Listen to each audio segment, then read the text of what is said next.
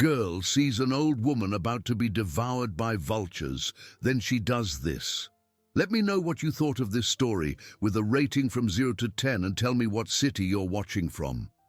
I'd love to know if you enjoyed my story and get to know you better, so please subscribe to my channel to support my work. I'm counting on your help. The scorching March sun punished the dusty streets of Harmony Creek, Texas, as little Lily dragged her bare feet across the hot asphalt, carrying 2 empty sardine cans that clanked against each other with every step. At 4 years old, she already knew every corner of the West End district, every alley where she could find scraps of food or bottles worth a few cents. Her dirty, torn clothes told the story of 3 weeks living on the streets, ever since her mother Clara had departed from this world so suddenly that the girl still couldn't comprehend it. Lily's stomach was rumbling loudly when she approached the vacant lot near the town market, where merchants sometimes threw away spoiled fruit that could still stave off hunger. But on that day, something different caught her attention. A figure was collapsed among the weeds, as motionless as an abandoned doll.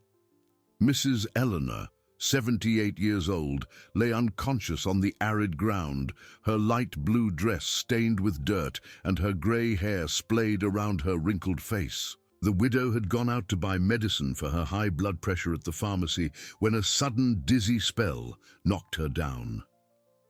Now, under the relentless midday sun, her breathing was faint and irregular. Lily approached slowly, her large dark eyes fixed on the unknown lady. It was then that she heard the sound that made her heart race, the beating of heavy wings cutting through the air. 3 enormous vultures had landed a few feet away, their red bald heads tilted toward the inert body. More blackbirds circled in the sky, descending in slow spirals. The girl felt a shiver run down her spine. She had seen vultures before, always when something bad was about to happen. But this time, something inside her refused to accept the scene.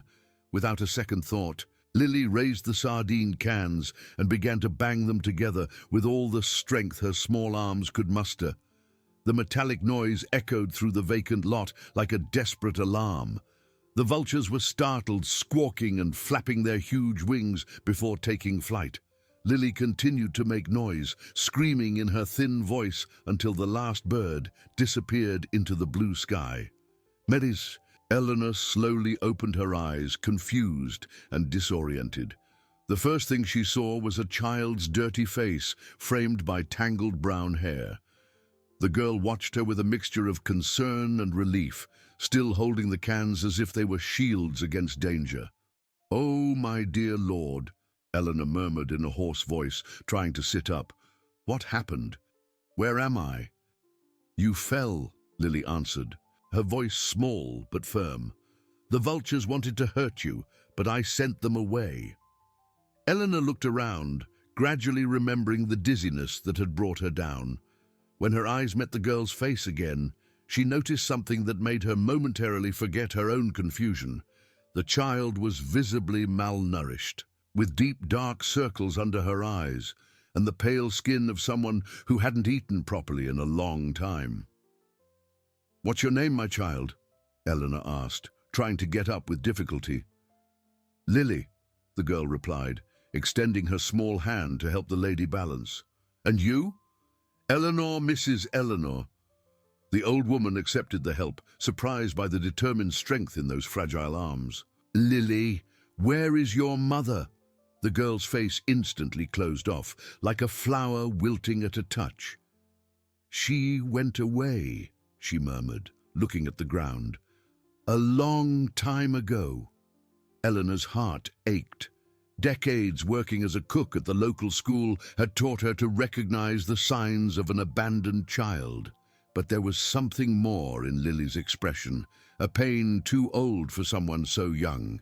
"And your father, your grandparents, do you have anyone looking after you?" Lily shook her head, her eyes still fixed on the dusty ground. "Just me."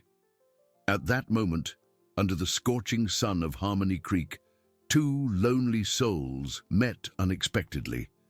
Eleanor, a widow for 15 years with no children, who spent her days in a silent house filled only with memories.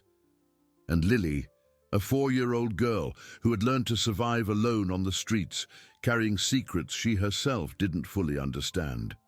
"Come with me," Eleanor said, holding out her hand to the girl. "Let's go to my house. You need to eat something." Lily hesitated for a moment, studying the lady's kind face. Something in those gentle eyes reassured her, a security she hadn't felt in weeks. Slowly, she placed her small hand in Eleanor's calloused palm. "You're not going to send me away?" Lily asked in a trembling voice. "Never," Eleanor promised, gently squeezing the small hand. "You'll never be alone again." As they walked through the streets of the West End district toward Eleanor's modest house, neither of them imagined that this encounter would not only change their lives, but also unravel dark secrets that had remained buried for years in the heart of the small Texas town. Eleanor's house was small but cozy, with walls painted a faded yellow and a backyard where mango and guava trees grew. As they entered through the front door, Lily stopped in the middle of the living room, staring at everything with wide eyes. It had been so long since she had set foot in a real home that she had almost forgotten what it felt like to be protected within 4 walls. "Sit here at the kitchen table," Eleanor said gently, pulling out a chair for the girl. "I'll make some nice warm oatmeal for you." While stirring the oatmeal on the stove, Eleanor watched Lily out of the corner of her eye. The child was sitting too straight, too alert, like a wild animal ready to flee at the slightest sign of danger. Her small hands trembled slightly, not from cold, but from something deeper that Eleanor couldn't identify. "Lily, how long have you been alone on the streets?" Eleanor asked, placing the steaming bowl in front of the girl. 3 weeks, Lily replied softly, but she didn't touch the food. "Since Mama Clara went away." "Was Clara your mother's name?" Lily nodded, finally picking up the spoon with hesitant fingers. "She worked at a big company. She left early and came back late, always very tired." "What company was that, my child?" "Texas Heartland Transport," Lily answered, surprising Eleanor with the clarity of her response. She cleaned the offices and sometimes the warehouse where they kept the bus parts. Eleanor knew the transport company. It was one of the largest in the region, with a fleet of buses that traveled throughout the Brazos River Valley. But something in the way Lily mentioned the warehouse sent a shiver down her spine. "And your father, where is he?" Lily's face closed off again, this time with an expression that mixed fear and anger. "I don't talk about him," she muttered, swallowing a spoonful of oatmeal. "Mama said he was dangerous." Eleanor decided not to press the issue for now. The child had already been through enough trauma, but as she watched Lily eat voraciously, she noticed something extraordinary. Even hungry and exhausted, the girl remembered specific details with impressive precision. "Lily, you remember a lot of things, don't you?" "Mama always said I had a good head," the girl replied, cleaning the bowl with her finger. "I remember everything I see and hear." "Everything?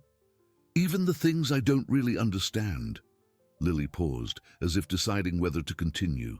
"Like that day, Mama came home crying and talking to herself about strange numbers." "What numbers?" She kept repeating, "Chassis 047, Chassis 091, Chassis 156, and she said it didn't add up, that something was wrong with the dates." Eleanor frowned.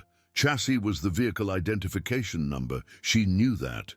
But what would Lily's mother be doing with that information? When did this happen? 2 weeks before she went away. Lily yawned, the exhaustion finally catching up now that her stomach was full. She got really nervous after that day, always looking out the window, always whispering on the phone.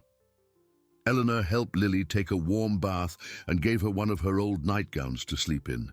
The child looked tiny in the large garment, but at least she was clean and safe. When she tucked her into the guest bed, Lily gripped her hand tightly.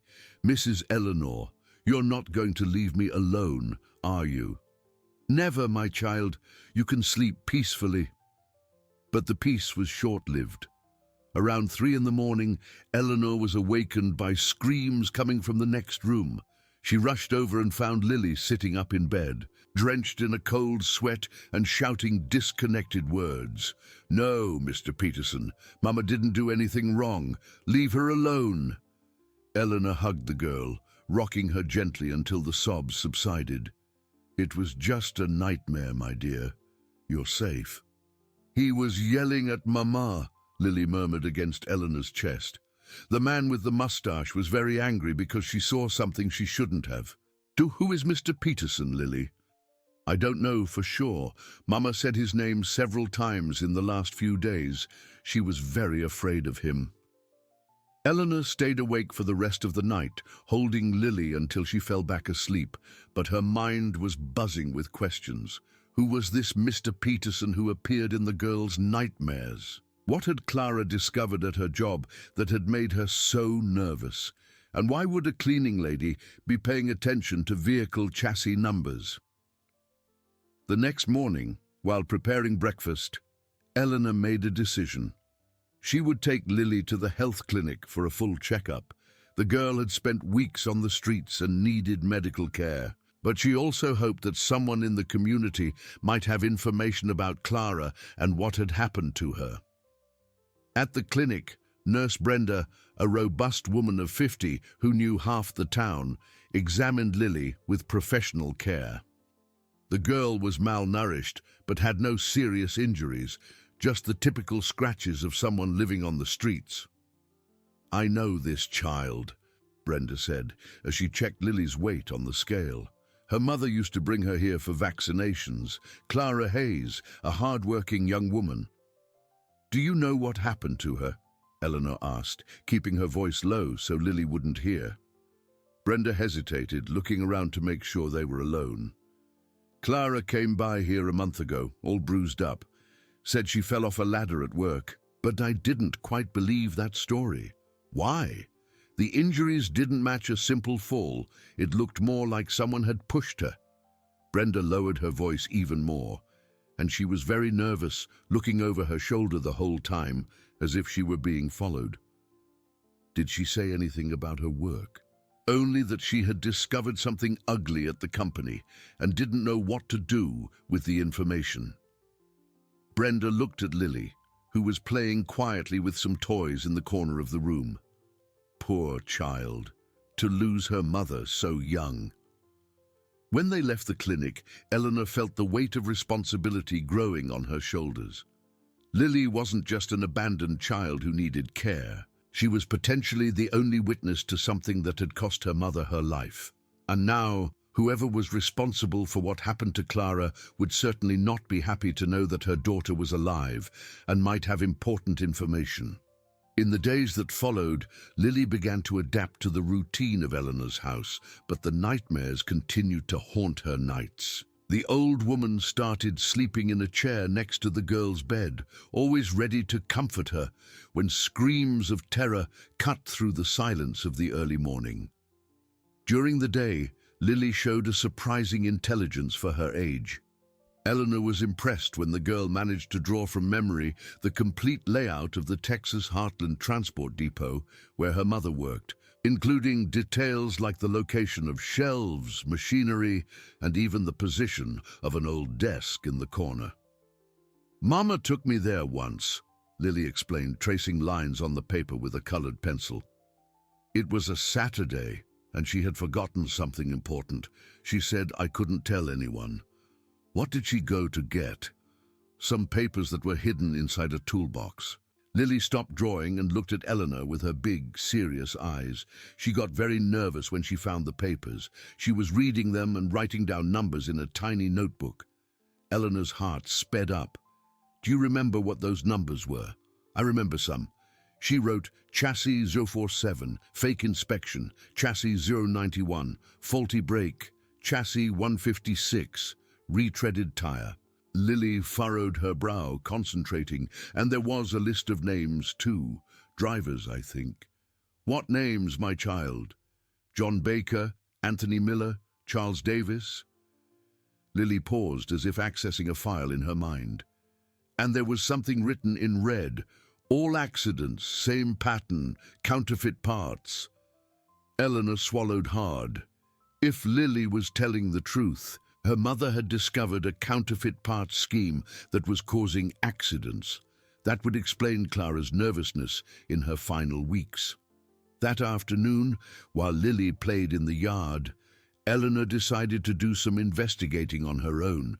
She went to the drawer where she kept her late husband Joseph's things and pulled out a dusty box she hadn't opened in years. Inside, she found old documents, photographs, and some letters. It was then that she found something that made her blood run cold. Among Joseph's papers, there was a document from Keystone Metals, where he had worked for 30 years as a quality inspector. The document was a formal complaint, dated 15 years ago, in which Joseph reported irregularities in the production of automotive parts. Eleanor read with growing attention. Her husband had discovered that the metallurgy company was producing parts of inferior quality using cheaper materials, but selling them as if they were original parts. When he tried to report the scheme, he was fired under the pretext of cost-cutting. My God, Eleanor murmured, remembering the nights Joseph would come home bitter and worried, talking about wrong things he was seeing at work. At the time, she had thought they were just normal employee frustrations. She never imagined it was something so serious. Continuing to rummage through the papers, she found a photograph that perplexed her. It was a photo from the company's holiday party, taken years before Joseph's dismissal. In the image, her husband appeared next to a young apprentice mechanic. On the back of the photo, someone had written, "Joseph and Walter, 1998. Walter. Lily had mentioned that name during one of her nightmares, screaming, "Daddy Walter isn't coming back." Could it be? Before she could fully process this discovery, the doorbell rang. Eleanor quickly put the papers away and went to answer. At the door stood a tall, burly man of about 40, with a thick mustache and small, cold eyes. "Good afternoon. Are you Mrs. Eleanor?" "I am. How can I help you?" "My name is Gerard Peterson.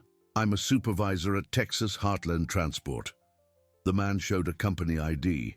"I'm looking for a child, the daughter of a former employee of ours." Eleanor felt her legs weaken. It was him. The man from Lily's nightmares. "I don't know what you're talking about," she said, trying to keep her voice steady. "The daughter of Clara Hayes, Lily." Peterson forced a smile that didn't reach his eyes. "The girl's father is desperate, looking for her. We heard that a kind lady in the neighborhood might have taken the child in." "I don't know any Lily," Eleanor lied. But her hands were trembling imperceptibly. Peterson studied her face for a long, uncomfortable moment. "Are you sure? Because it would be a shame if someone were hiding a child from her own father. That could lead to serious trouble." Just then, Eleanor heard a noise from the back of the house. It was Lily, who had dropped a toy in the yard. Peterson turned his head toward the sound, and his eyes narrowed.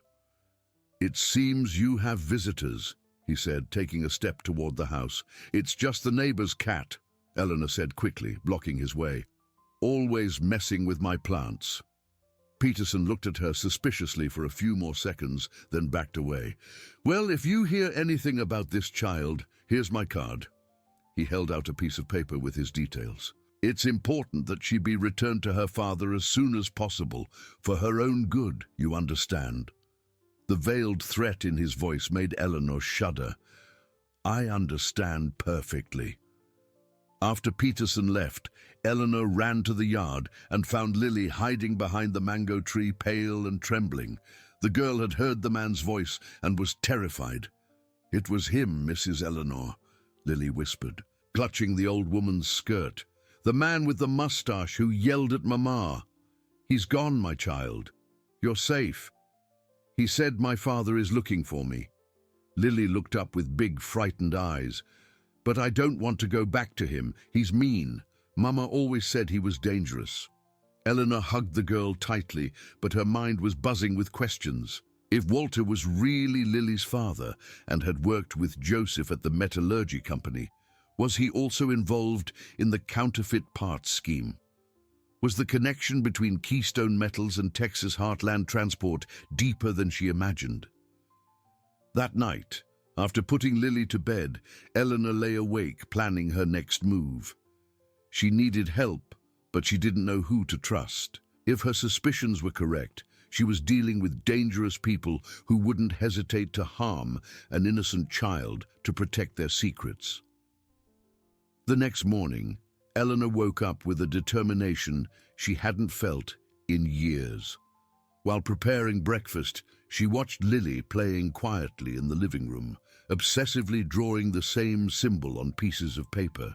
It was a diamond shape with 3 lines running through the middle. "Lily, what's that drawing you're always making?" Eleanor asked, sitting next to the girl. "I don't really know," Lily replied without looking up from the paper.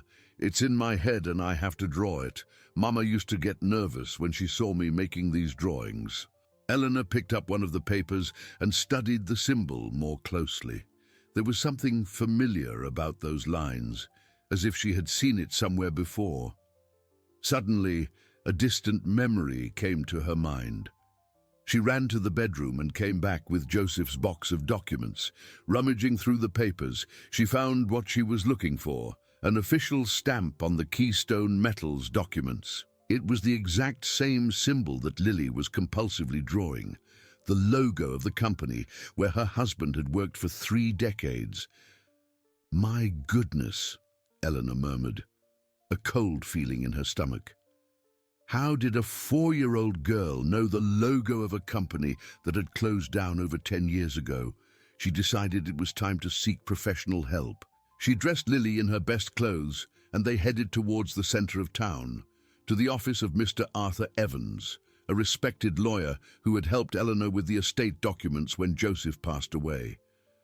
Mr. Evans's office was in an old house in the historic center of Harmony Creek.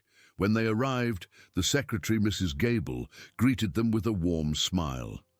"Mrs. Eleanor, what a pleasant surprise. And who is this little princess?" "This is Lily. I'm taking care of her temporarily." Eleanor hesitated. "I need to speak with Mr. Evans about a delicate matter. Unfortunately, he's at a hearing at the courthouse, but he'll be back in an hour. Can you wait?" While they waited, Lily started to get restless. She paced back and forth in the waiting room, constantly looking out the window as if expecting to see someone she knew. Suddenly, she stopped in front of a bookshelf and pointed to a framed photograph. "Mrs. Eleanor, I've seen that man before." Eleanor approached and examined the photo. It was an old picture from a party or social event where Mr. Evans appeared alongside several important people from the town. In the corner of the photo, she recognized a younger man with a characteristic mustache. "Where did you see him, Lily?" "At Mama's company. He visited the warehouse sometimes." The girl frowned, concentrating. "Mama always hid when he showed up. She said he was a friend of Mr. Peterson's." Eleanor examined the photo more closely and read the caption at the bottom. "Inauguration of the new bus terminal, 2010. Among the names mentioned were Gerard Peterson, supervisor of Texas Heartland Transport, and Mr. Arthur Evans, company lawyer. Eleanor's heart raced. Mr. Evans was the lawyer for Texas Heartland Transport. If there was a corruption scheme in the company, he certainly knew something, but that meant she couldn't trust him. "Mrs. Gable," Eleanor said, standing up abruptly, "I just remembered I have an urgent appointment. Can you tell the lawyer I'll come back another day?" They quickly left the office, but Eleanor felt as if she were in a maze with no way out. Who could she trust? It seemed that all the influential men in town were connected in some way to the company where Clara had worked. Walking through the downtown streets, Lily suddenly stopped and pulled on the hem of Eleanor's skirt. "Mrs. Eleanor, can I tell you something Mama told me never to tell?" "Of course, my child, you can trust me." "Mama hid something very important inside my rag doll. She said that if anything happened to her, I should show it to someone I trust." Eleanor knelt to the girl's level, trying to control her anxiety. What doll, Lily? Where is it? It's at our old house. Mama sewed something inside Rosie's belly. Lily looked around, as if afraid of being overheard. She said they were important papers that could help other people. The house where Clara and Lily had lived was in a poorer part of the neighborhood, a simple two-room structure that Eleanor knew by sight. When they got there, they found the door broken down and the interior completely ransacked. Overturned furniture, open drawers, clothes scattered on the floor. "Someone has been here," Eleanor murmured, looking at the destruction. Lily ran to a corner of the room where there was a pile of torn clothes. She rummaged desperately through the fabrics until she found a poorly sewn rag doll with yellow yarn hair and a faded blue dress. "Rosie!" the girl exclaimed, hugging the toy to her chest. Eleanor examined the doll and noticed that the stitching on the belly was different from the rest, more recent, and made with a different kind of thread. "Lily, are you sure your mother put something in here?" "I'm sure. She did it last week when she was very nervous." Lily handed the doll to Eleanor. "You can open it. Mama said it was to show someone good when she wasn't here anymore." Carefully, Eleanor undid the makeshift seam. From inside the doll, she pulled out a small plastic envelope containing photographs and some folded papers. The photos showed clearly defective automotive parts, brakes with cracks, tires with poorly made patches, chassis with irregular welds. The papers contained a detailed list of chassis numbers corresponding to vehicles that had been in accidents over the past 2 years. Next to each number, Clara had noted the type of defect found and the date of the accident. At the end of the list, there was a handwritten note. "All parts came from Keystone Metals. Peterson knows everything." Eleanor's hands trembled as she read. There it was, the definitive proof that a criminal scheme was causing accidents and possibly costing innocent lives. Clara had risked everything to document this corruption. "Mrs. Eleanor," whispered Lily, looking out the window. "There's a car parked on the street that wasn't there when we arrived." Eleanor looked discreetly through the slit in the torn curtain. A dark car was parked a few meters from the house, with 2 men in the front seat. One of them was Peterson. "They followed us," she murmured, quickly putting the papers in her purse. "Lily, we're leaving through the back door, very slowly and without making a sound." They managed to escape through the back of the house and sneak through the neighborhood's alleys until they reached Eleanor's house. But now she knew they were being watched. Peterson and his cronies knew she had Lily and probably suspected that the child had compromising information. That night, while Lily slept, Eleanor made a crucial decision. She couldn't trust the local authorities, as she didn't know how far the web of corruption extended. She needed someone from outside, someone with no connections to the powerful people in town. She then remembered Father Michael from St. Sebastian's Church. He was from another city, had arrived in Harmony Creek only 2 years ago, and had a reputation for helping families in difficult situations. Perhaps he would know what to do with the evidence. Eleanor grabbed the papers scattered on the floor with desperate hands, trying to gather them quickly before Peterson reached the door. Lily remained motionless beside her, her eyes wide with terror as she recognized the familiar voice coming from the street. "Lily, listen carefully," Eleanor whispered, stuffing the documents inside her blouse. "We're going out the back door very slowly. Do you know Mrs. Davis's house?" The girl nodded.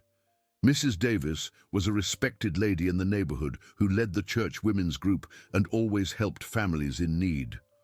"Run there and stay hidden until I come. Don't leave for any reason, understand? And you? I'll talk to them first to give you time to get there safely." Lily hesitated for a moment, then hugged Eleanor's legs tightly. "Be careful with the man with the mustache, Mrs. Eleanor. He hurts people." Before Eleanor could answer, the doorbell rang insistently. She gently pushed Lily toward the back of the house and went to answer, trying to control her nerves. "Good afternoon again, Mrs. Eleanor," Peterson said with a cold smile. "I hope you've reconsidered our conversation from yesterday."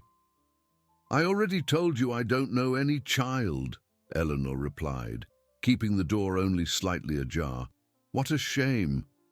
Peterson gestured to the two men behind him. "Because we received information that the girl was seen in this house. And we also heard that someone has been asking questions about Texas Heartland transport around the neighborhood." One of Peterson's accomplices, a short, bald man with scars on his face, stepped forward.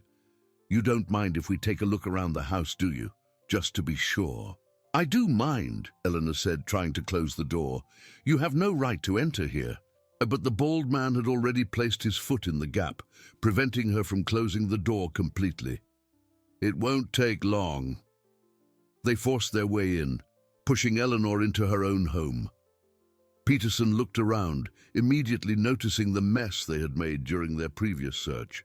"It seems someone has already been here looking for something," he commented with false surprise. "What a coincidence.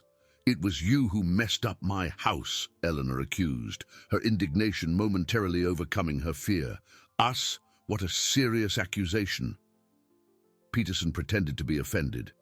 "We are honest men, Mrs. Eleanor. We just want to reunite a child with her worried father."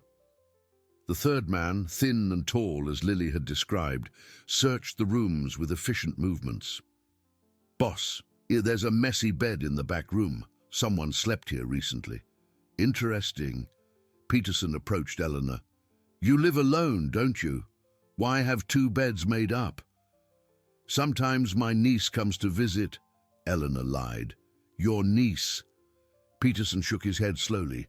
"Mrs. Eleanor, you're complicating a very simple situation.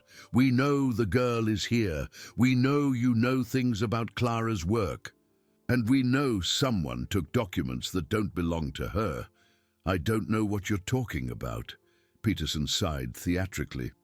"Al," he called to the bald man, "show Mrs. Eleanor the photographs." Al took some black and white photos from his pocket and spread them on the kitchen table. Eleanor recognized them immediately. They were the same images that were hidden in Lily's doll, showing automotive parts with obvious defects. "These photographs disappeared from our company's warehouse," Peterson said, "along with some important reports. Clara took them without authorization before her accident." "What accident?" "The poor thing fell from a ladder in the warehouse. Very sad." Peterson showed no genuine sadness. "She hit her head and didn't survive her injuries. But the problem is that she had stolen these documents before she passed." Eleanor felt nauseous. Now she knew for sure that they had harmed Clara and that these men were capable of anything to protect their secrets. "Where are the originals of these photos?" Peterson asked, his voice becoming more threatening.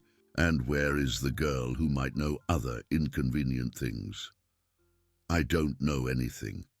Al approached Eleanor, invading her personal space. "You're an old woman, living alone in a house that could easily catch fire. It would be a shame if something happened to you because of your stubbornness." The threat was clear and direct. Eleanor swallowed hard, but held her ground. "Even if I knew something, I wouldn't tell you anything." It was then that they heard a noise from the back of the house. The thin man who had gone to the yard shouted to the others, "There are small footprints here in the dirt, and this doll is torn with cotton scattered everywhere." Peterson ran to the yard, followed by the other two. Eleanor followed them, her heart beating erratically. They had found the remains of Lily's doll and the marks where the papers had fallen. "Very clever," Peterson said, examining the fragments of cotton. "Clara hid the evidence in her daughter's doll. And you found it all, didn't you?" Before Eleanor could deny it, Al pointed to the back wall. "Boss, look there. The grass is flattened near the wall. Someone passed through there recently." "And the girl escaped," the thin man concluded, "and she took the documents with her." Peterson turned to Eleanor with a furious expression. "You have 10 seconds to tell me where the child went, or we'll find out in other ways." "I don't know where she is." "Very well." Peterson gave a signal to his thugs. "Al, you stay here and watch the house. The girl might come back. Vince, you come with me. We're going to search the neighborhood house by house until we find this child." "And if someone asks what we're doing?" asked Vince. "Tell them we're relatives looking for a lost child. The people here are simple, they'll believe it." Peterson looked at Eleanor one last time. "You stay here quietly. When we come back with the girl, we'll have a longer conversation about where the original documents are." After Peterson and Vince left, Al settled in the living room, making it clear that Eleanor was his prisoner. The old woman sat in the kitchen pretending to be resigned, but in reality, she was calculating her options. She needed to warn Lily about the danger, but how could she do that with Al watching her every move? And worse still, where were the documents now? She had hidden them in her blouse during the rush, but she needed to find a safer place before they were discovered. While pretending to organize some utensils in the kitchen, Eleanor managed to discreetly transfer the papers to the bottom of a sugar canister. It wasn't the ideal hiding place, but it was better than carrying them on her person. Outside, she could hear the voices of Peterson and Vince talking to neighbors, asking about a niece who had run away from home.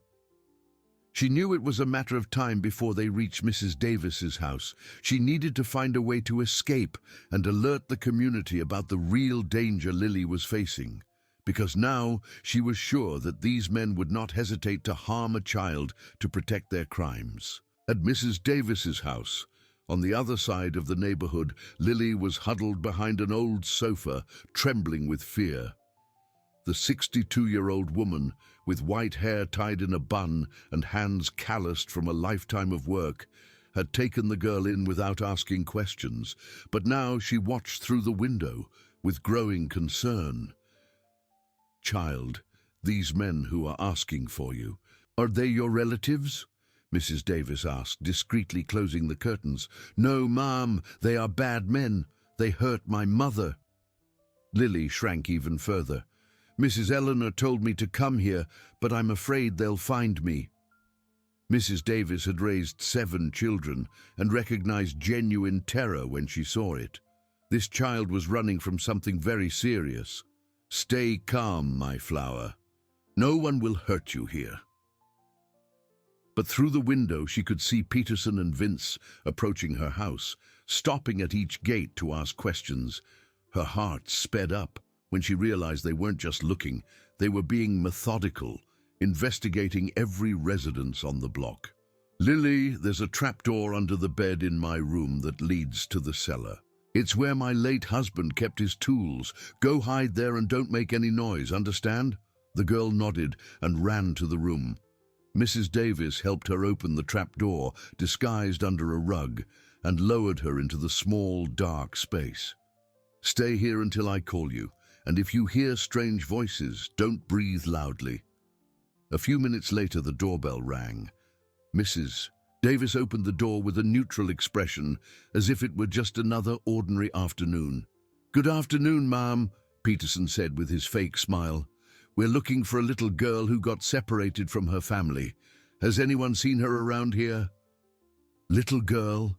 Mrs. Davis pretended to think. "About what age?" 4 years old, brown hair, very thin. Her name is Lily."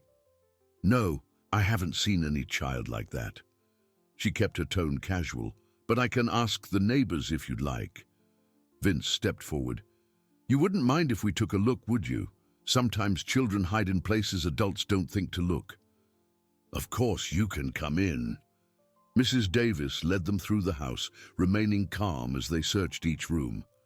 When they reached her bedroom, she watched nervously as Vince looked under the bed, but the rug covering the trapdoor was not moved. "Nothing here," he said to Peterson. "Thank you very much for your cooperation, ma'am," said Peterson. "If you see the girl, please get in touch." He left a piece of paper with a phone number. After they left, Mrs. Davis waited several minutes before opening the trapdoor. Lily was huddled in the dark, crying silently.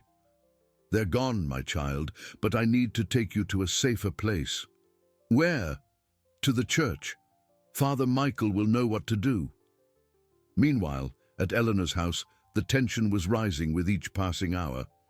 Al remained in the living room, smoking cigarettes and making occasional calls to someone he called Boss. Eleanor tried to maintain a normal appearance, but her mind was working frantically to find a way to escape. That's when she heard a familiar noise from the back of the house. It was the meow of Patches, the neighbor's cat who always showed up looking for food. A desperate idea began to form in her head. "Excuse me," she said to Al. "I need to feed the cat. If I don't, he'll meow all night and bother the neighbors." Al grunted a distracted approval, more interested in his phone call. Eleanor went to the kitchen and opened the can of cat food, but took the opportunity to quickly scribble a note on a piece of paper. "Lily in danger, bad men, Father Michael, help Eleanor." She folded the paper very small and tied it with a string around the cat's neck. Patches was smart and always went back to his owner's house, Mrs. Miller, who lived 2 streets away and was a close friend of Mrs. Davis. "Go, Patches," she whispered, releasing the cat through the back door. "Go home." The cat disappeared quickly, and Eleanor returned to the living room trying to look normal. Al had finished his call and was watching her with suspicion. "Took you a long time just to feed a cat. He was hungry. When he gets like this, he makes a terrible mess." An hour later, Mrs. Miller found the note on Patches's neck and immediately ran to Mrs. Davis's house. The 2 women read the message with expressions of shock. "My God, Marisha, Eleanor is in danger too," said Mrs. Miller. "And the girl who is down here is really being pursued by dangerous men." Mrs. Davis made a quick decision. "We'll take the child to Father Michael right now, and then we'll see how to help Eleanor." They organized a simple but effective strategy. Mrs. Miller left through the front of the house, walking naturally toward the church. 15 minutes later, Mrs. Davis left through the back with Lily hidden under an old blanket, pretending to carry clothes to wash in the river. Our Lady of the Rosary Church was in the center of the neighborhood, a modest but well-kept building where Father Michael had been ministering for over 20 years. The clergyman, a 55-year-old man with a reputation for helping families in difficulty, was preparing for the afternoon mass when the 2 women arrived with Lily. "Father, we have a very serious situation," said Mrs. Davis, quickly closing the sacristy door. Lily clung to Mrs. Davis's skirts when she saw the priest, still wary of unfamiliar adults. But there was something in the man's gentle expression that gradually reassured her. Father Michael listened to the whole story with growing attention. The orphan girl, the nightmares about a man named Peterson, the discovery of documents about defective parts, and above all, the danger that both Lily and Eleanor were facing. "This is much more serious than a simple family dispute," he said, after hearing everything. "If this child has evidence that they are selling defective parts that cause accidents, she could be in mortal danger. What can we do, Father?" "I know someone who can help. David Andrews, from the Valley Chronicle. He's an honest journalist who has already exposed other corruption schemes in the region." Father Michael turned to Lily. "My child, do you remember the things your mother discovered at the company?" Lily nodded shyly. "I remember everything. She said I had a good head for remembering important things." "Then you could be the key to preventing other drivers from having accidents because of bad parts." At that moment, they heard voices outside the church. Mrs. Miller peeked through the window and turned pale. "It's them, the men who are looking for the girl. They're talking to people in the square." Father Michael remained calm. "Lily will stay here in the church until we resolve this. The house of God is a sacred place. No honest man would enter here to harm a child." But they all knew they were dealing with men who respected nothing sacred. And as they planned how to expose the truth, Eleanor remained a prisoner in her own home, not knowing if Lily had managed to hide in time. The net was closing, and time was running out for all of them. David Andrews was in his small office at the Valley Chronicle when he received the urgent call from Father Michael. The 43-year-old journalist, known in town for his courageous investigations into local corruption, immediately recognized the gravity of the situation. "Father, I'm heading to the church right now," he said, hanging up the phone and grabbing his portable recorder and camera. "If this child really has evidence about defective parts, this could save lives." When he arrived at Our Lady of the Rosary Church, he found Lily sitting on a front pew, still nervous but protected by the neighborhood women who had formed a kind of human shield around her. The girl looked at him with cautious curiosity when Father Michael made the introductions.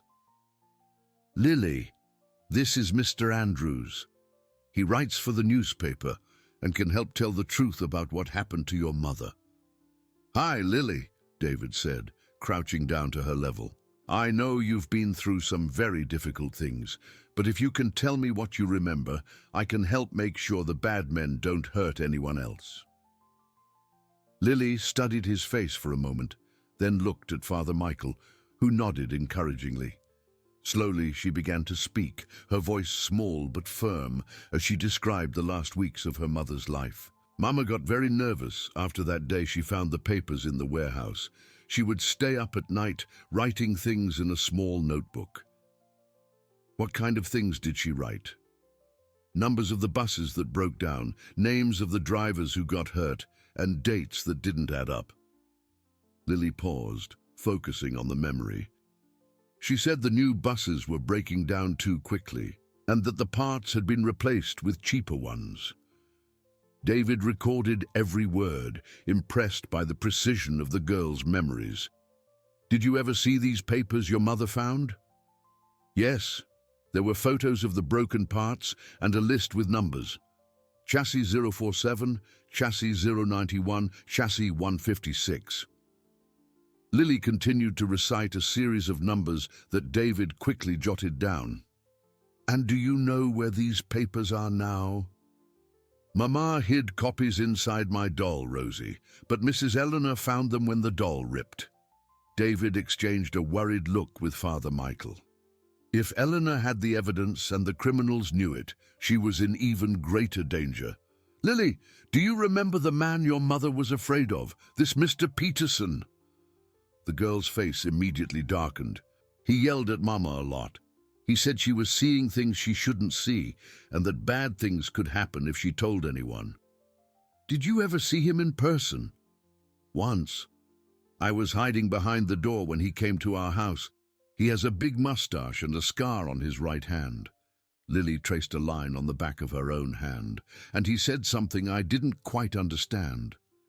"What did he say?" That the metallurgy company and the bus company were partners, and that some people had to keep quiet for the business to work out. David felt he was in the middle of a much larger investigation than he had imagined. A partnership between a metallurgy company that manufactured defective parts and a transport company that knowingly used them, resulting in accidents that injured or killed innocent drivers and passengers. "Father, I need to go to Mrs. Eleanor's house immediately. If she has the evidence, I can use it to write a story that exposes all of this. But it's dangerous. These men have already shown they are capable of violence." As they talked, Mrs. Davis approached with an urgent expression. "Sorry to interrupt, but I was just told there's smoke coming from Eleanor's house."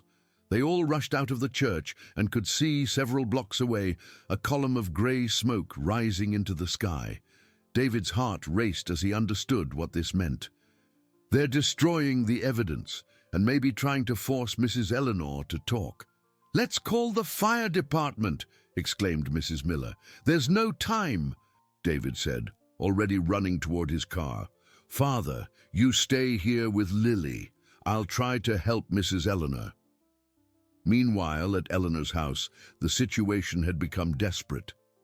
Peterson had returned in a foul mood after searching half the neighborhood without finding Lily, and now he demanded to know where the original evidence was. "Last chance, old woman. Where are the documents Clara stole? I already told you, I don't know anything. Peterson signaled to Al, who went to the kitchen and returned with the sugar canister. Found this hidden at the bottom of the can, boss. He spread the papers on the table, and Peterson examined each one with growing attention. His expression grew darker as he read the reports and saw the photographs of the defective parts. Very well, Mrs. Eleanor. Now we're going to have a serious talk. He approached her with a lighter in his hand. These are copies. Where are the originals? There are no originals. This is all there was. Liar! Peterson exploded. Clara was too smart to make only one copy of such important evidence. She hid the originals somewhere, and you know where. When Eleanor remained silent, Peterson waved to Vince, who had returned from his fruitless search of the neighborhood. Burn some things in the yard. Let's give the lady an incentive to improve her memory. Vince went out and soon began burning old furniture and wood in the yard, creating a fire that quickly produced a lot of smoke. The message was clear. If Eleanor didn't talk, they would burn the whole house down. You have 5 minutes to decide, Peterson said. Either you tell me where the originals are, or your house turns to ash with you inside. Eleanor closed her eyes, praying silently. She didn't know where the original documents were, if they even still existed. But she also knew that even if she did, she couldn't hand over evidence that could save future lives. It was then they heard the sound of a car screeching to a halt in front of the house. Peterson peeked through the window and cursed under his breath. Who is it? A guy with glasses and a camera. Looks like a journalist. David had arrived and was photographing the smoke and the suspicious car parked in front of the house. His presence completely changed the dynamic of the situation. Vince, put out that fire now, Peterson ordered. Al, hide those papers. They tried to assume a normal appearance, but David had already seen enough. He knocked on the door with authority. Good afternoon. I'm David Andrews from the Valley Chronicle. We received a tip that there might be a person in danger in this house. Peterson opened the door with a forced smile. There's no problem here, Mr. Journalist, just a small fire in the yard that got out of control. May I speak with the owner of the house? Of course. Peterson stepped aside, allowing David to see Eleanor sitting in the living room. The lady was visibly shaken, but she gave a small, discreet nod that David interpreted as a plea for help. Mrs. Eleanor, is everything all right? The neighbors were worried about the smoke. Yes, it is, she replied, but her eyes conveyed desperation. David sensed the tension in the room and made a risky decision. Actually, I came here because I'm doing a story on the safety of public transport in the region. I heard you might have information about problems with defective parts at Texas Heartland Transport. The silence that followed was charged with menace. Peterson and his accomplices exchanged tense glances, realizing that their operation had been discovered. The situation was about to explode. The tension in Eleanor's living room was palpable when David mentioned the defective parts. Peterson tried to maintain his composure, but his clenched fists and the way his eyes narrowed did not go unnoticed by the experienced journalist. I think there's been a misunderstanding, Peterson said, forcing a smile. We don't know of any problems with parts at the company. You must be mistaken, ma'am. Actually, David replied, taking his recorder out of his pocket, I have very specific information about a counterfeit scheme that is causing accidents in the region. May I speak with you in private, Mrs. Eleanor? Before Peterson could protest, they heard voices coming from the street.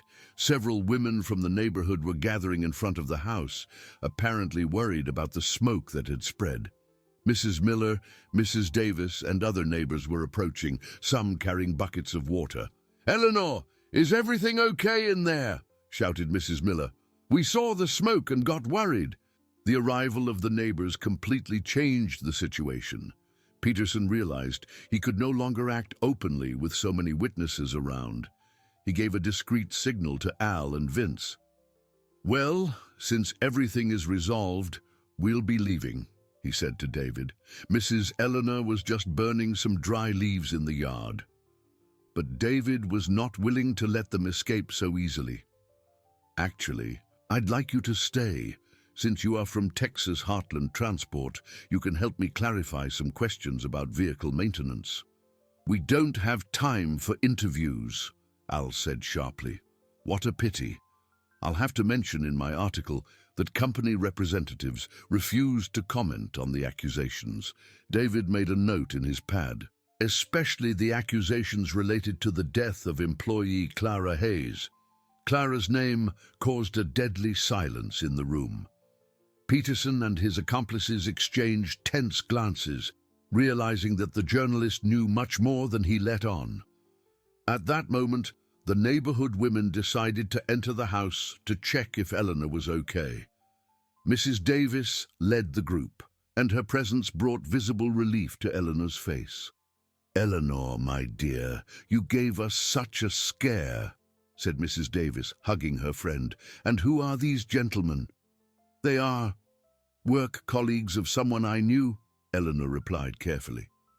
Peterson realized he had lost control of the situation, with so many witnesses and a journalist asking questions that were too specific. He could no longer use violent methods. He signaled to his men, "Let's go. We've wasted too much time here." "Wait," David said, partially blocking the exit.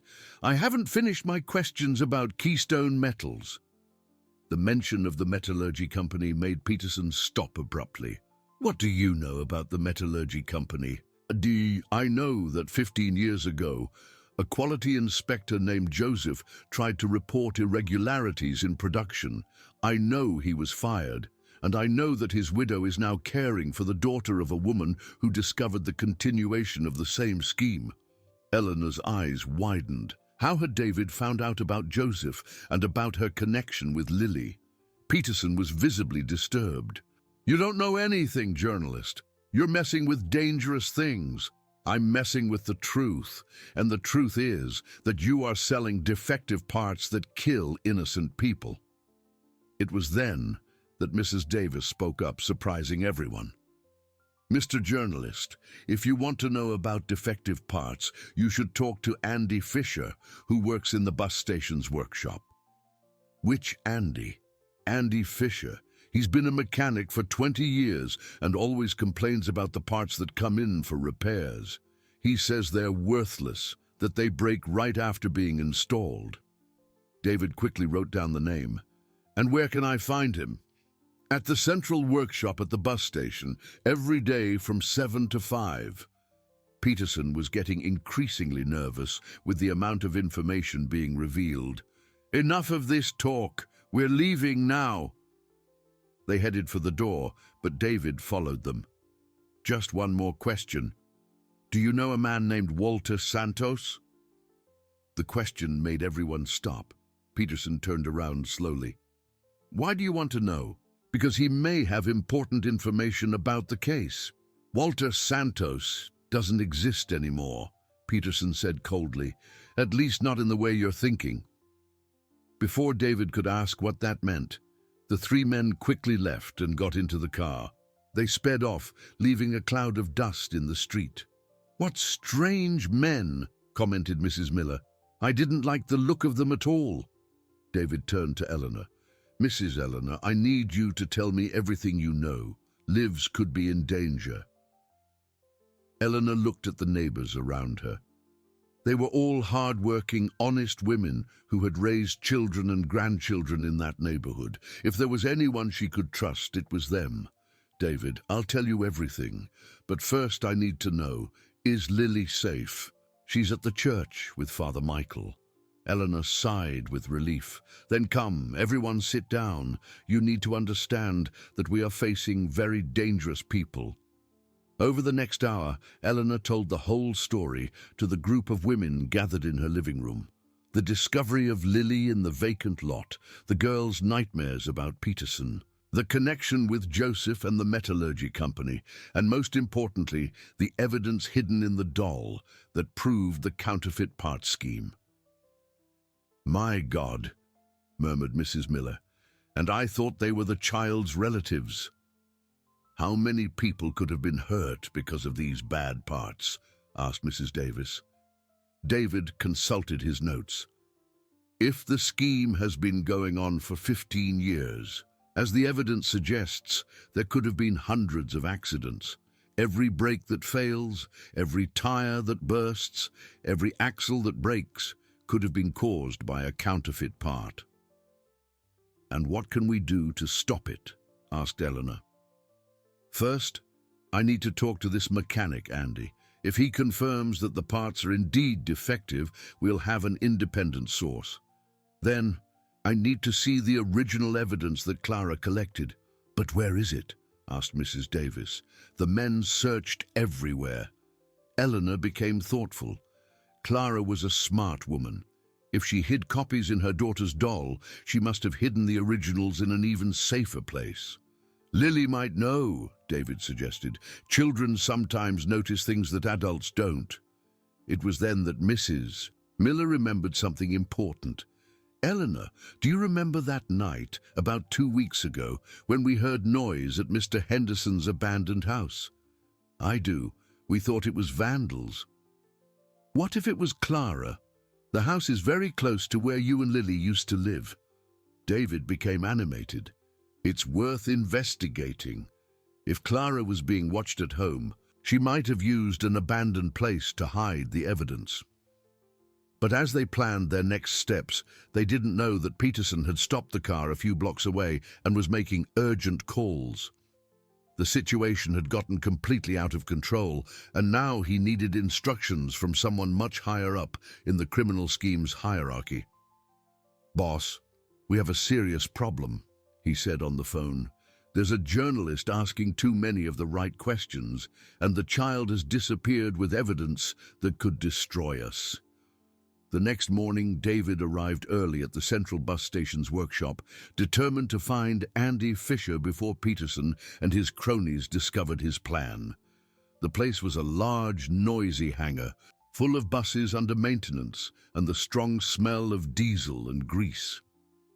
Andy was a 52-year-old man, short and stout, with hands calloused from decades of working with tools.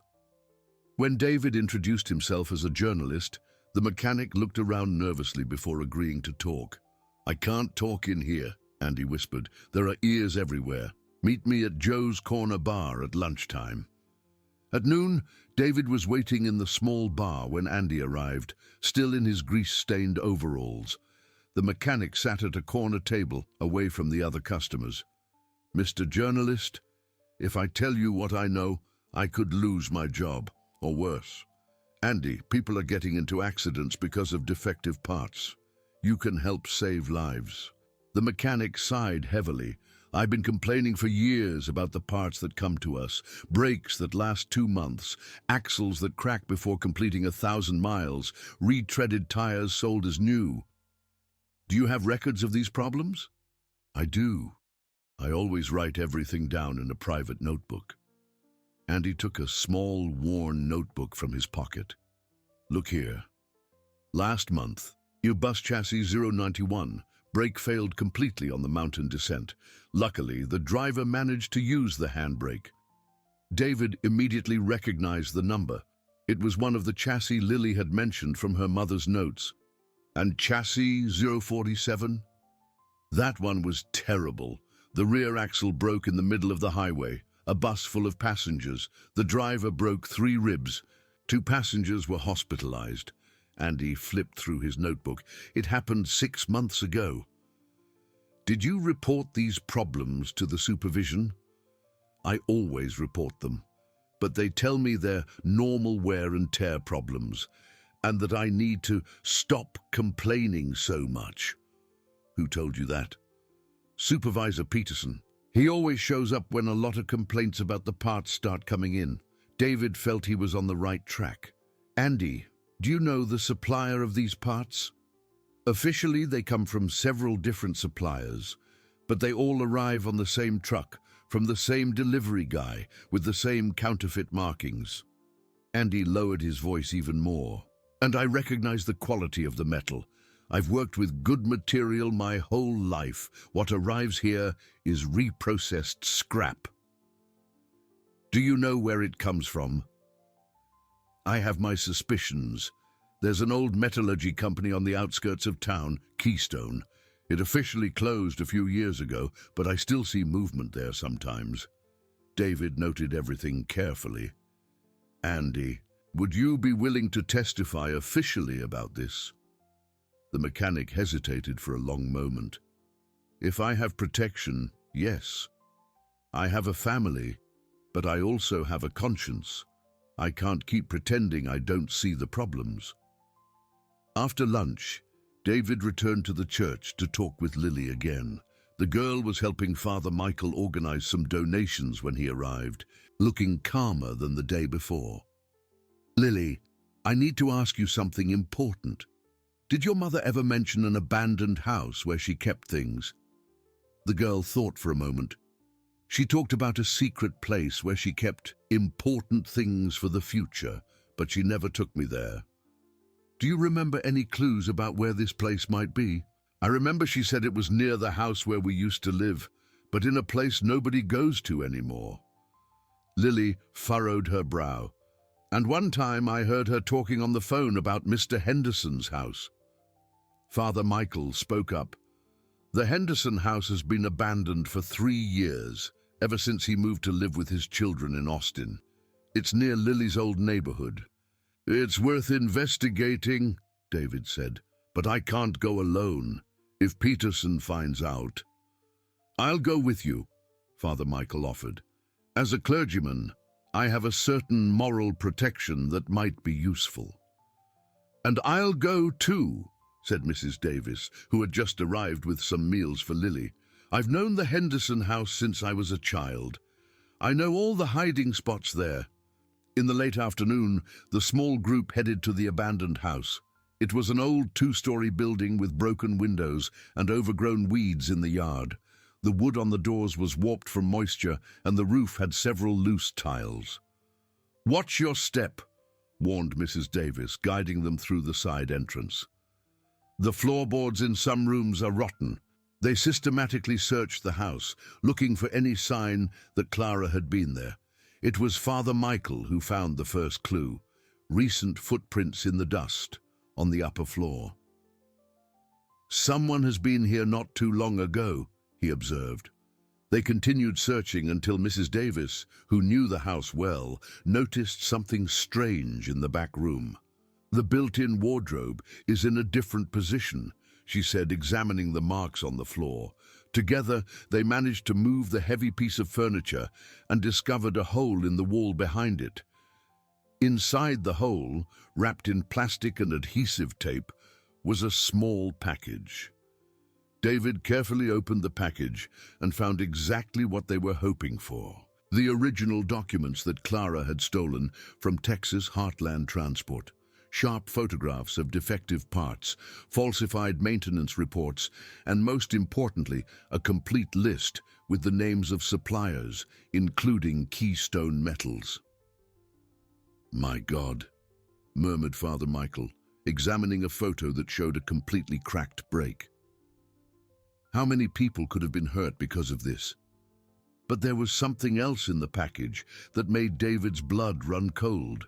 A cassette tape with a handwritten label, Conversation with Walter, March 15th.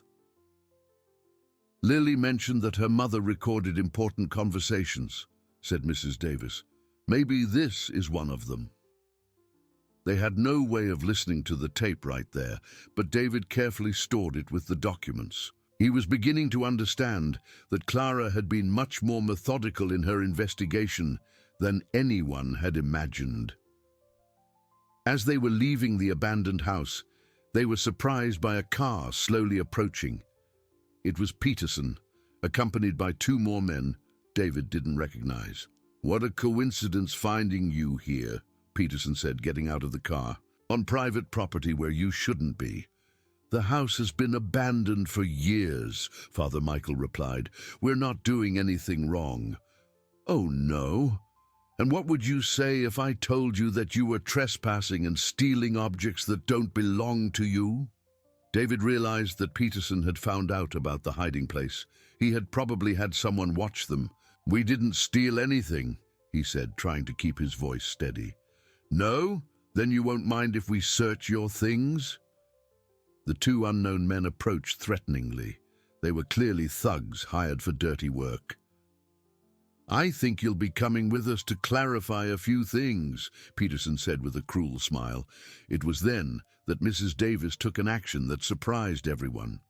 "Gerard Peterson," she said in a loud voice, "do you remember me?" The man looked at her more closely. "No." "I'm the sister of the late Oscar Pereira, the one you and your friends at the company laid off 10 years ago for asking inconvenient questions." Peterson's face paled slightly. "I don't know what you're talking about. I know very well that my brother discovered irregularities at the company and that you made him have an accident to keep him quiet." Mrs. Davis's voice was filled with an old pain and a steely determination. "And now you want to do the same thing to innocent people who just want the truth." The revelation that Peterson had been responsible for other accidents made David understand the true scope of the criminal scheme. It wasn't just about defective parts. It was about an organization willing to eliminate anyone who threatened its profits. And now they were all in that organization's sights. The tension in the air was palpable as Mrs. Davis confronted Peterson about her brother. The supervisor of Texas Heartland Transport tried to maintain his composure, but his eyes betrayed a growing nervousness in the face of the direct accusation. "Oscar Pereira had a legitimate work accident," Peterson said dryly. "I don't know why you insist on inventing conspiracy theories." "Inventing?" Mrs. Davis took a step toward him, showing no fear. "My brother called me 3 days before the accident, saying he had discovered something that could bring down important people. The next day, he was in the ICU with a head trauma." Peterson's two thugs shifted uneasily, awaiting orders. David realized the situation was becoming dangerous and discreetly held the package with the evidence tightly. "Mauricia," whispered Father Michael, "perhaps we should leave now." "No," she said with determination. "I've been silent for 10 years. Enough silence." It was at that moment that one of the thugs noticed something in David's posture. "Boss, the journalist is hiding something behind his back." Peterson focused on David. "What did you take from the house, journalist? Show me." "I didn't take anything that wasn't rightfully mine," David replied, trying to buy time. "Get him," Peterson ordered. But before the thugs could move, the sound of sirens began to approach. Mrs. Davis smiled discreetly. She had asked a neighbor to call the police if they didn't return within an hour. "It seems we'll have to postpone our conversation," Peterson said, motioning for his men to get back in the car. "But this isn't over." They left quickly, leaving the trio relieved but aware that the danger had only increased. The police car that arrived was commanded by a sergeant Father Michael New, who listened to a summarized version of the events. "Father, you're messing with something serious," the police officer warned. "Texas Heartland Transport has political influence in this region. Be careful." Back at the church, they gathered with Lily to examine the evidence they had found. The girl immediately recognized some of the photographs. "I saw Mama take a picture of this broken part," she said, pointing to an image of a cracked axle. "And this report, she copied it one night when she stayed up very late." David organized all the documents chronologically, beginning to understand the pattern of investigation that Clara had followed. She had been extremely careful, documenting not only the defective parts, but also the dates of the accidents and the names of the victims. "Father, I need a sound system to listen to this tape," David said, showing the cassette they had found. "There's an old radio in the sacristy that still plays tapes." They went to the small reserved room, and Father Michael connected the device. Clara's voice echoed in the room, clear but filled with nervousness. "March 15th. I'm recording this conversation because I need proof of what's happening. Walter, Tell me again about the metallurgy scheme. A man's voice responded, sounding tired and haunted. Clara, when I found out what was happening at Keystone, I tried to report it, but they told me that if I opened my mouth, something bad would happen to you and Lily. What do you mean? Peterson approached me. He said he knew where you lived, where Lily went to school, even what time you got off work. He gave me a choice: stay quiet or watch my family suffer an accident. Lily's eyes widened as she heard her father's voice for the first time in months. Tears began to stream down her face, but she remained silent, absorbing every word. Walter, we can't go on like this, Clara's voice continued on the recording. How many people are going to get hurt because of our silence? I know, love. That's why I'm leaving town. I'm going to try to find someone in Austin who can help us, some prosecutor or journalist who isn't involved with them. And what if they find out? I'll pretend I'm running away from responsibility. Let them think I'm just another coward. But actually, I'll be gathering evidence and looking for help. And me and Lily? You'll stay here for now. If I suddenly disappear with you, it will raise suspicion, but as soon as I get protection, I'll come back for you. The tape continued for a few more minutes, revealing details about the scheme. Keystone Metals was officially closed, but it continued to produce low-quality parts on a clandestine night shift. These parts were sold to Texas Heartland Transport for a very low price, allowing for huge profits for both companies. The worst part, Walter said on the recording, is that they know the parts are defective. They have an estimate of how many accidents will happen, and they consider it an acceptable cost compared to the profits. When the tape ended, the silence in the sacristy was heavy. Everyone was processing what they had heard, a full confession of a scheme that had cost human lives for pure profit. Daddy didn't abandon me, Lily whispered, wiping away her tears. He went to try to help. And he succeeded, David said, because now we have all the evidence we need to expose all of this. Father Michael looked worried. But if Walter went to Austin to look for help and never came back? The implication hung in the air, heavy and threatening. If Peterson and his superiors had discovered Walter's plan, it was very likely that something terrible had happened to him. I need to try to contact Walter, David said. If he's still alive and has found allies in Austin, he could be our key to ensuring protection. And if then we are the only hope for justice for Clara and all the other victims.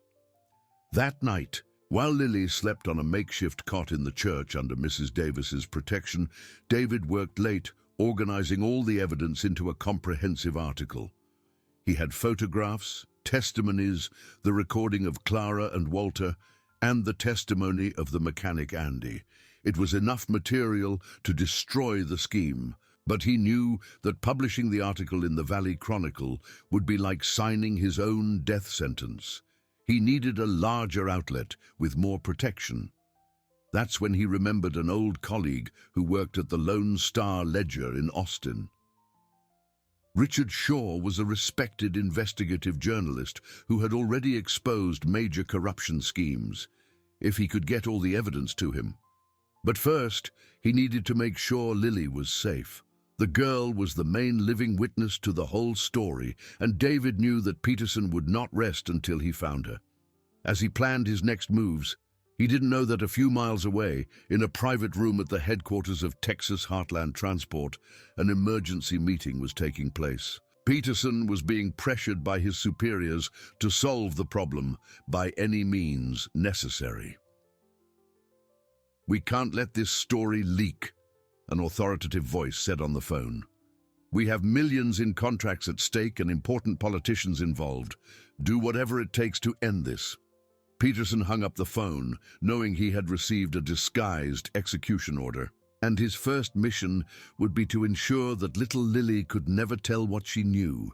In the early hours of the next morning, David was awakened by urgent knocks on his door. It was 4 in the morning when he found Eleanor on his doorstep, visibly shaken and carrying a small suitcase.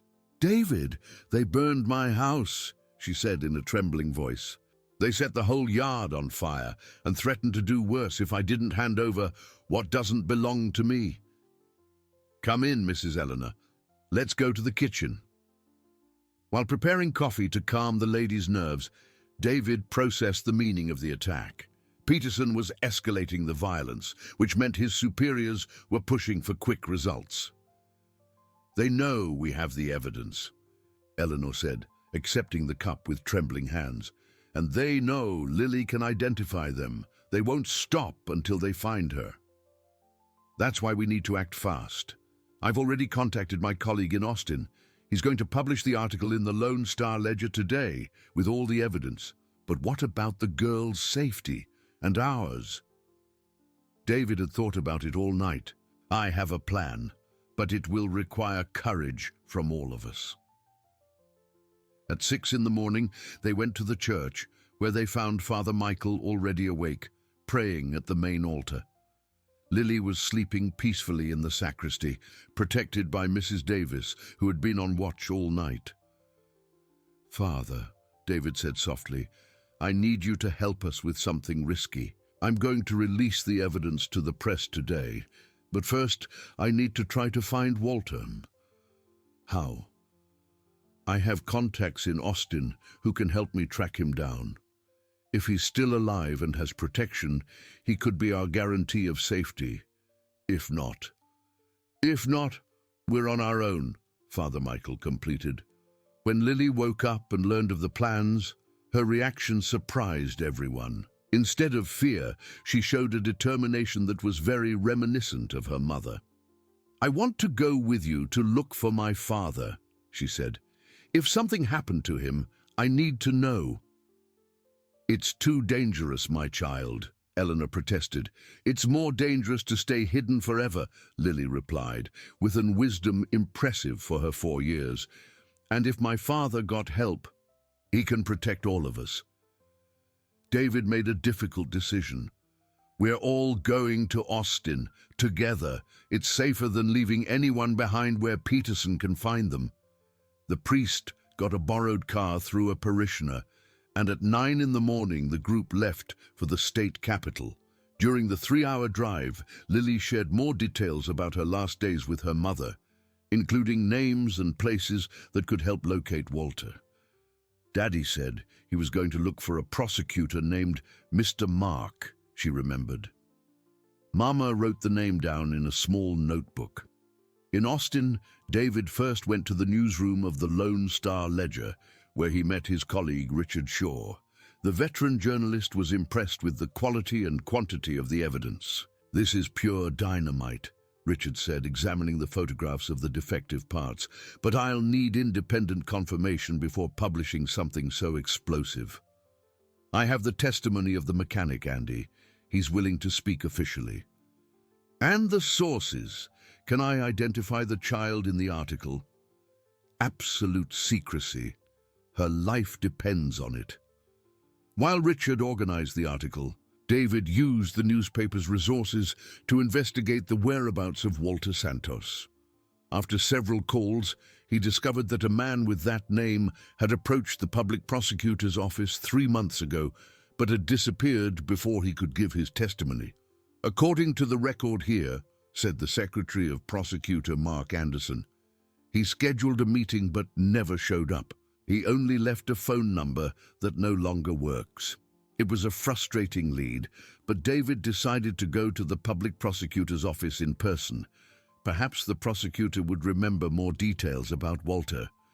Mr. Mark Anderson was a man in his early 40s, known for his integrity and for handling complex corruption cases. When David introduced himself and mentioned the defective parts scheme, the prosecutor immediately became interested.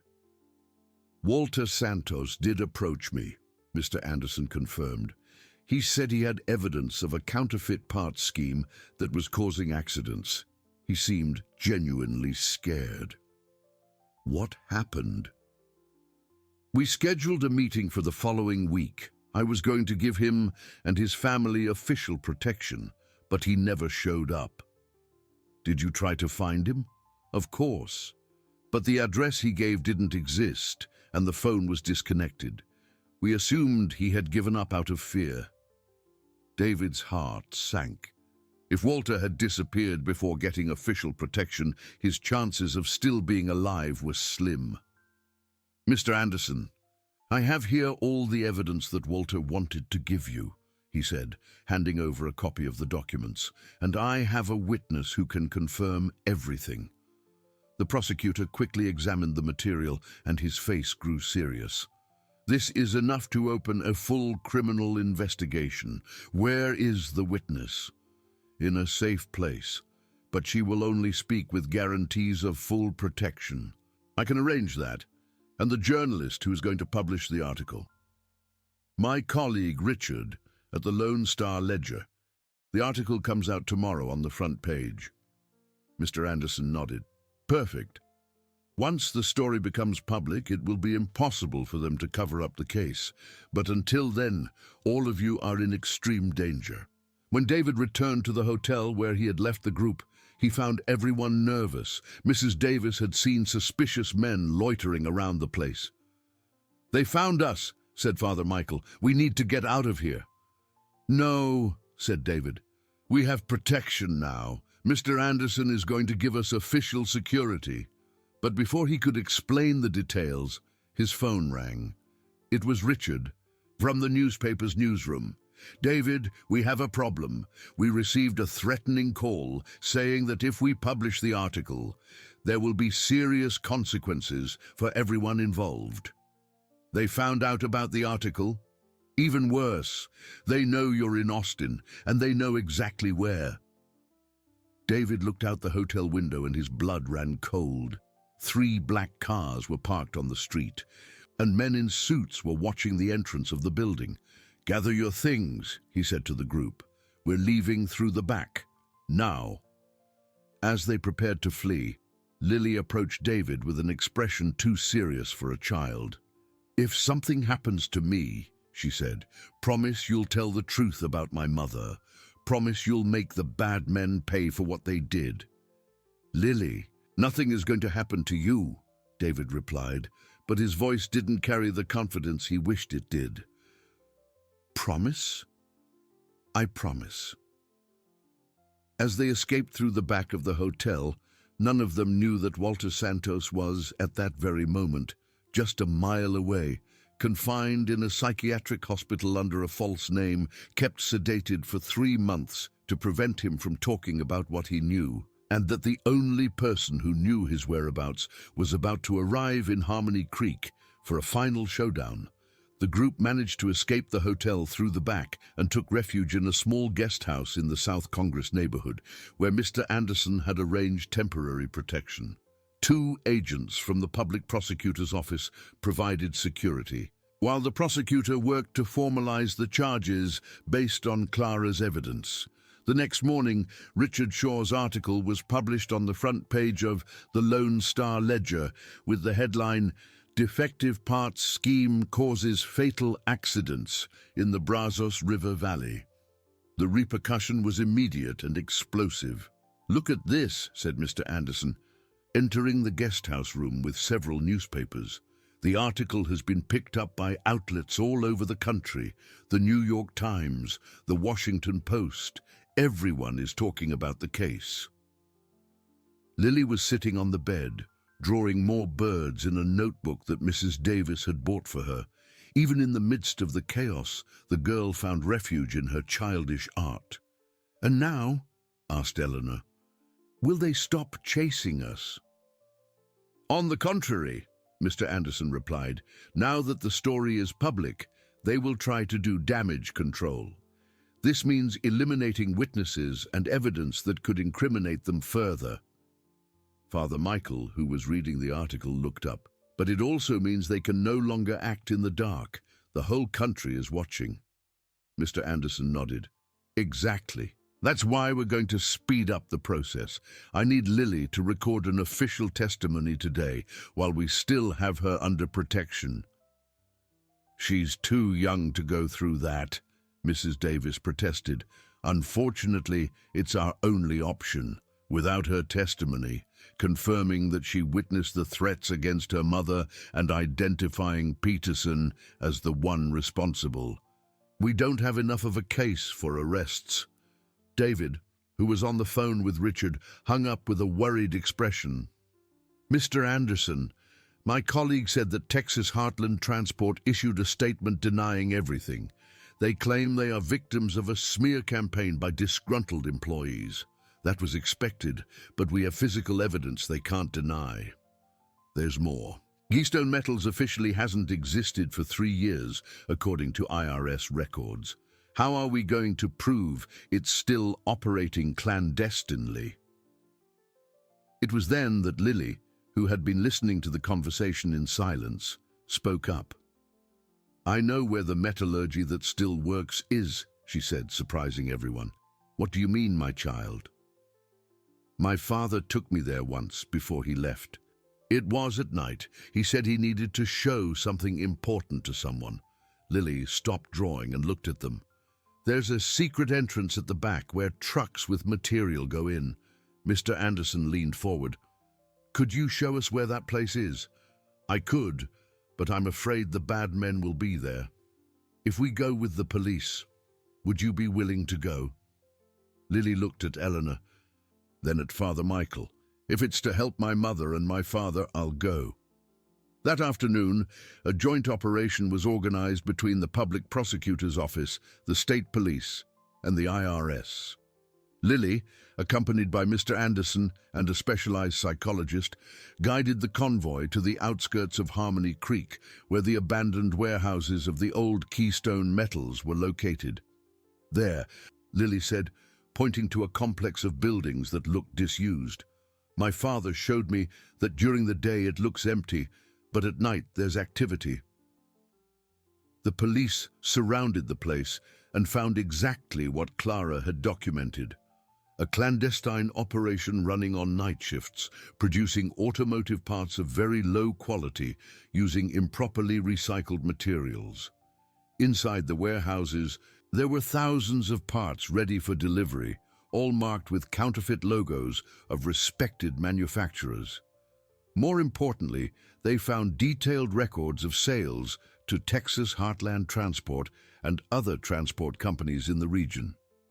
It's exactly as Clara documented, said Mr. Anderson, examining a box of defective brakes. Parts that should last for years, failing in weeks. But the most shocking discovery came when they found a hidden office in the basement of the main building. Inside a safe, there were signed contracts proving that both Texas Heartland Transport and municipal authorities knew about the clandestine operation and received bribes to look the other way. This goes beyond what we imagined, said the detective in charge of the operation. We have mayors, city council members, tax inspectors, all involved. While the operation was unfolding, Peterson was in a room at Texas Heartland Transport, desperate, making calls to his superiors. The situation had gotten completely out of control. Boss, the police found everything, the metallurgy, the contracts, the parts, and even worse, the girl was with them. The voice on the other end of the line was furious. How did you let this happen? Where were you? We didn't know the child knew the location of the metallurgy. We thought only the mother knew. And now we have dozens of people involved who could be arrested. Peterson looked out the window and saw police cars approaching the company's headquarters. I think it's too late for anything. That afternoon, 15 people were arrested in Harmony Creek, including Peterson and his thugs. Another 20 were indicted, among them businessmen, politicians, and corrupt public officials. But for Lily, the most important moment came 3 days later, when Mr. Anderson arrived at the guest house with news that would change everything. Lily, he said, kneeling in front of the girl, we found your father. Lily's eyes widened. Is he alive? He is. He was in a hospital, a little confused because of some medication they gave him. but he's getting better and wants to see you very much." Tears began to stream down Lily's face. "He didn't abandon me. Never.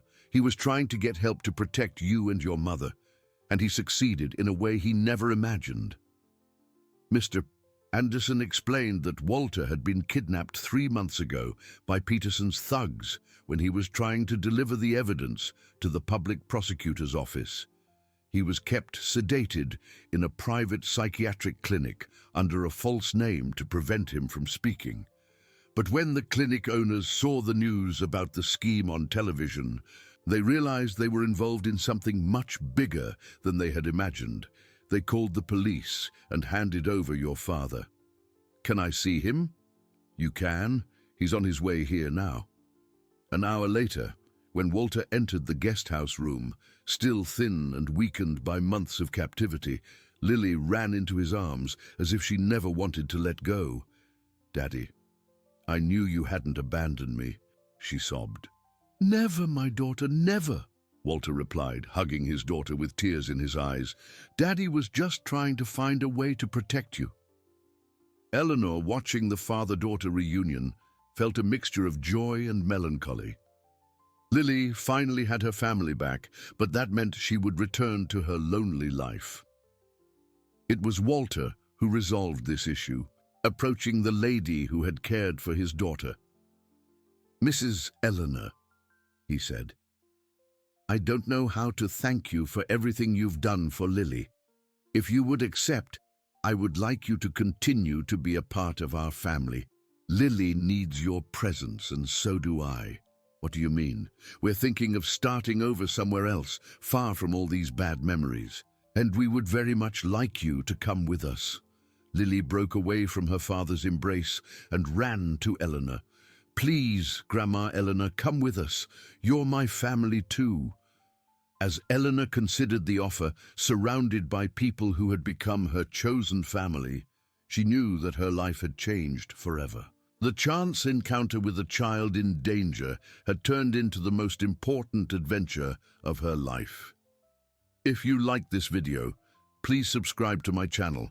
I promise to bring you videos every day that will make your life happier. Comment what you thought of my story with a rating from 0 to 10, and thank you very much.